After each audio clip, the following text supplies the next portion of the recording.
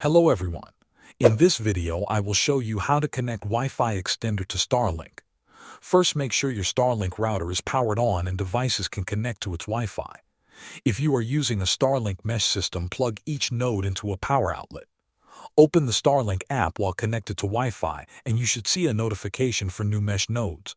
Tap Pair to connect the nodes. Wait a few minutes while they join the network. Once the nodes appear in the app, they are active and your Wi-Fi coverage is extended. Place them about 1 to 2 rooms apart for best coverage. For third-party Wi-Fi extenders, start by powering the extender and placing it near the Starlink router. If it supports Ethernet backhaul, connect an Ethernet cable from the router to the extender. Otherwise, you will use Wi-Fi to Wi-Fi mode. Open the extender's app, select Add Device or Range Extender, and follow the on-screen instructions. Connect your phone to the extender's temporary network, then choose your Starlink Wi-Fi network and enter the password. Once the connection is confirmed, move the extender to a central location between the router and the area with weak signal, avoiding thick walls or metal objects.